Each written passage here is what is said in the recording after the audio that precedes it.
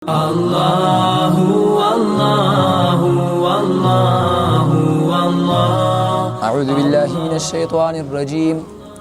بسم الله الرحمن الرحيم.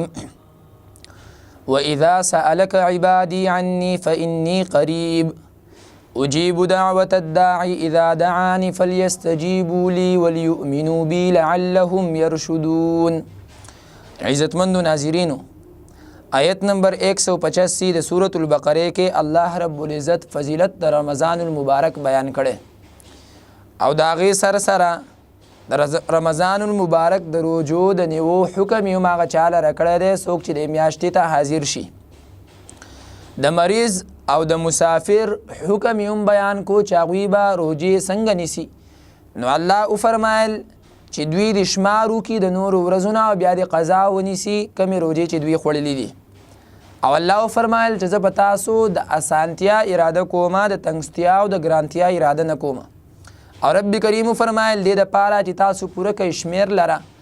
او لوی او بړایي بیان کوي د الله رب العزت په هغه طریقه باندې کومه طریقه چې الله رب العزت تاسو ته ښودلې ده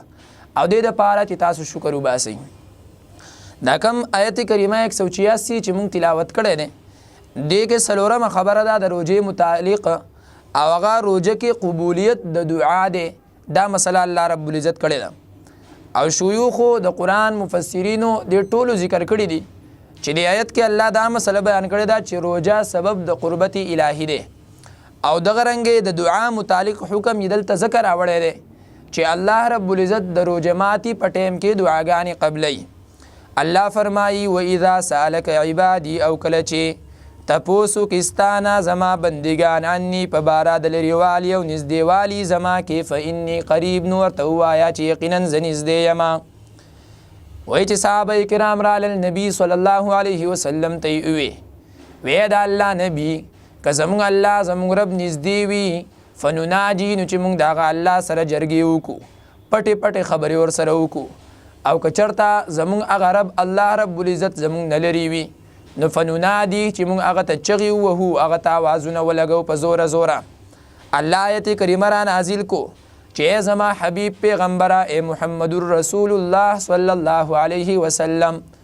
کله چې زما بندگان صحابه کرام مؤمنان ستانه تپوسو کی چې زموږ الله لرې دی او که نږدې دی نو تاسو ورته ووایئ چې ستاسو الله فرمایي چې انی قریب یقینا زه نږدې یم. او بیا به مخکې راشي قرآن کریم کې الله رب العزت فرمایي چې نحن اقرب الیه من حبل الورید، زه ورته د مرۍ د دې شارک نه هم زیات نږدې یم. یعنې د الله علم او قدرت دا هر ځای موجود دی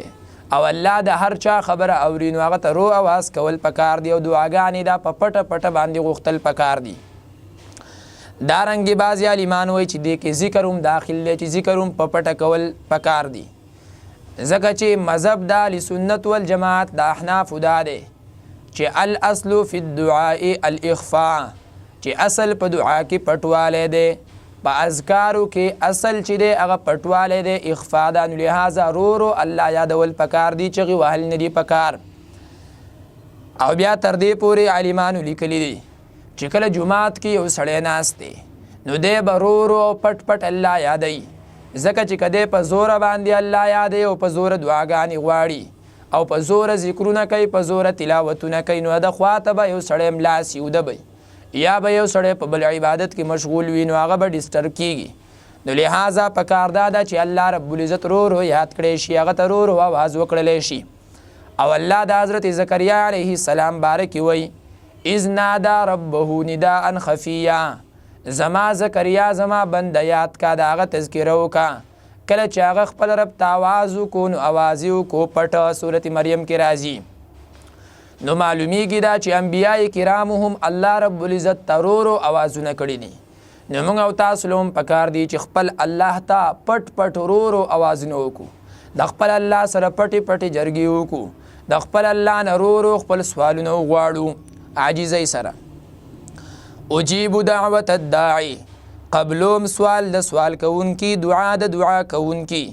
اذا دعان کله چې زمانه وغواړي، کله چې دعا وکړي زمانه. سورة انعام آیت نمبر 41 په دې ځای یاد ساتئ. الته فرمایي ان یشا کچرته د الله خوښه شي نو سوال قبول کی. او ګور عالمانو ذکر کړی دی وای په دعا کې کوشش کول پکار دی خصوصا په روزه کې او بیا د روزه ماتي په ټیم کې ځکه چې حضرت عبدالله رضی الله تعالی عنہ هغه فرمایي چې نبی صلی الله علیه وسلم ما اوریدلی دي چې د روزهدار د روزې ماتولو په وخت کې دعاګانې قبلیږي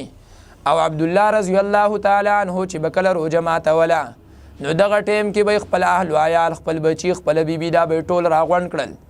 او هغوی ته به وی چې د الله نه سوال وکړي دعاګانې ترې وغواړئ نو اجتماعي دعا به یې کوله دغه ټیم کې او دا لیکلي دی علامه حافظ عماد الدین ابن کثیر رحمه الله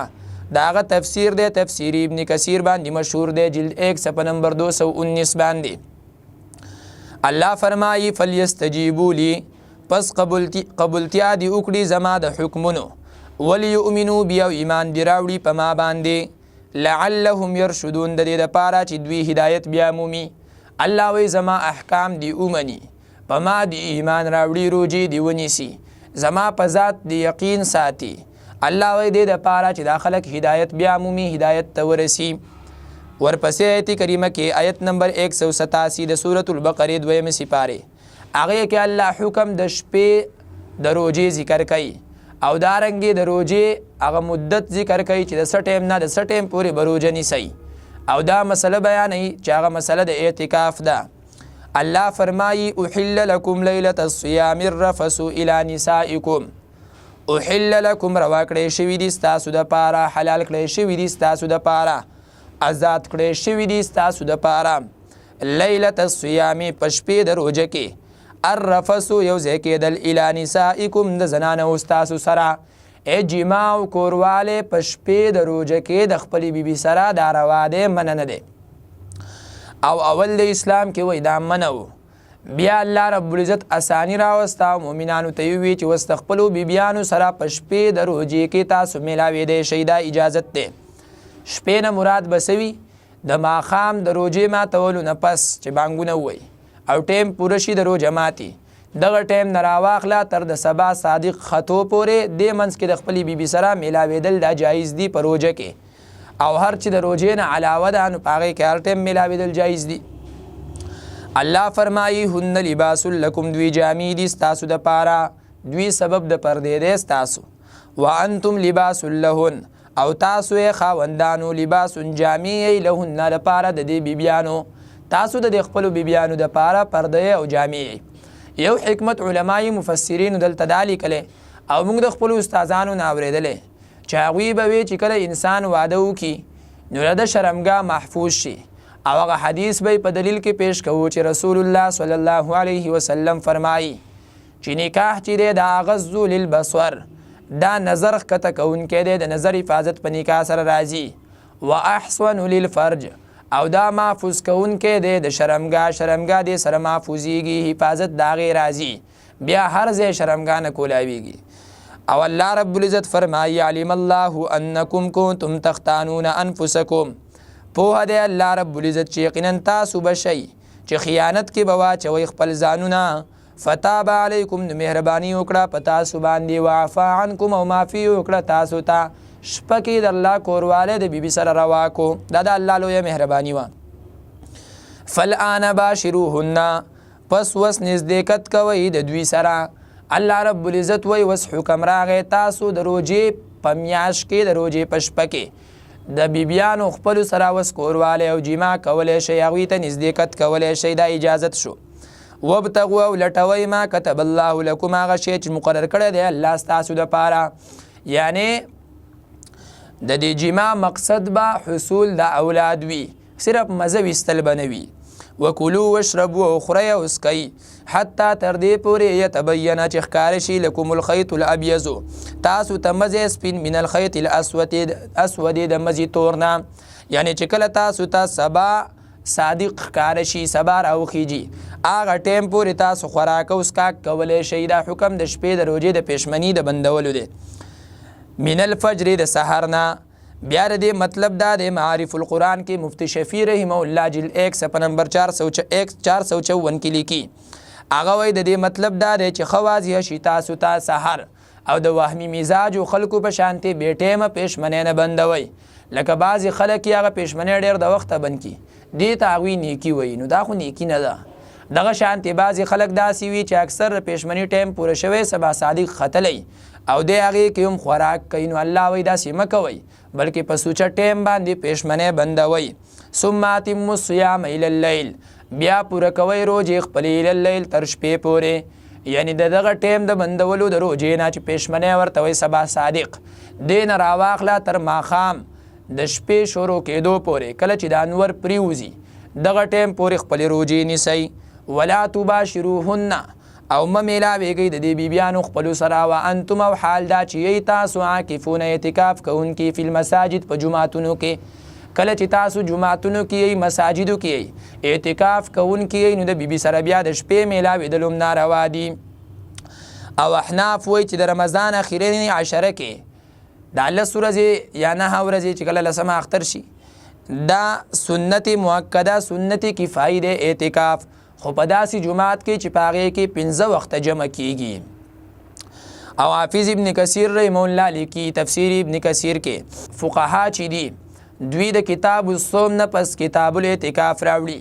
د پاره د اقتدا د کتاب الله چې د قرآن کریم اقتدا وشي. تلک حدود الله فلا تقربوها، دغه پولې د الله دی، احکام د الله دی، نو دې ته مه نږدې کېږئ مه یې ماتوئ. کذلک یبین الله، دغسې بیانوي الله تاسو ته آیاتې خپل آیاتونه للناس د پاره د خلکو لعلهم یتقون، دې د پاره چې تاسو پرهیزګاره شئ. واخر دعوانا ان الحمد لله رب العالمین. الله الله الله الله الله